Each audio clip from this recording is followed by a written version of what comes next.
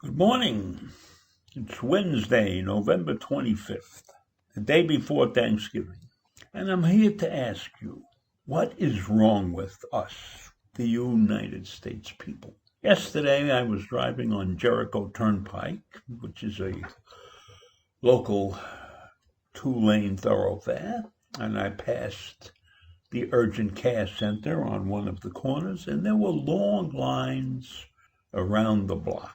And people were social distancing, so that was a good thing. And I thought to myself, what are they doing here? And then I realized that they were getting tested. They were getting tested for the virus. And that's a good thing.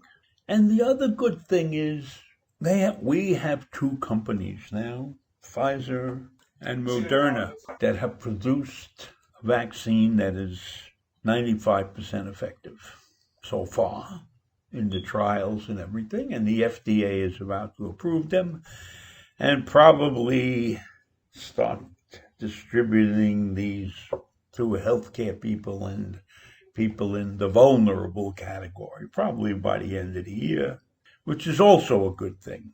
And then I look around and I see warning, do not travel on Thanksgiving. And what do you think happened when we get these warnings?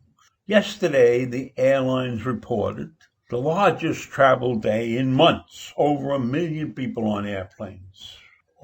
Friday maybe it was.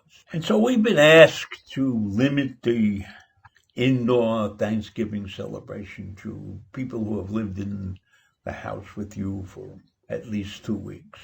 Well, that's a problem for those who had kids away at school and everything, and now the kid comes home for Thanksgiving. So there are problems.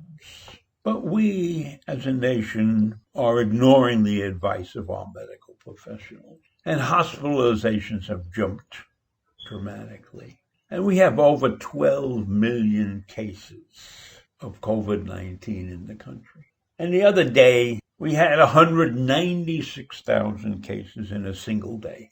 And 2,500 deaths in a single day. And I remember back in the beginning when Dr. Fauci said, we may reach 400,000 deaths before the end of the year if we don't get this thing under control. And the summer came along and things slowed down, and it looked like we were in pretty good shape. But now the winter has come, and this is the winter of disaster. And still in this country, with the death tolls mounting and the hospitalization mounting, we still don't have a national mandate to wear a mask and to social distance. We still have people thinking that they have rights. And then every now and then we hear somebody who caught the disease comes out of the hospital and saying, geez, I didn't realize how bad it was. And maybe we should show on the news every night pictures of these people in hospital beds suffering. Maybe we should even show some people who died. Maybe then the message would become clear to the people who have rights. And not every governor has come to the conclusion that we should have a mask mandate in his or her state. And why? Why are people so afraid to take control of their lives? Why do they feel that their life is being infringed upon when somebody asks them to do something to not only protect themselves, but to protect everybody around them? I don't understand it. Is it so hard that you have to wear a mask? Doesn't make any sense to me. And then, on top of all of this, where people are reluctant to wear a mask, only about 40% of the people that were interviewed and asked if they would take the vaccine said yes right away. There are a lot of people who don't even want to take the vaccine when it becomes ready. So we have this Operation Warp Speed, which was a good thing, turned out to be a very good thing.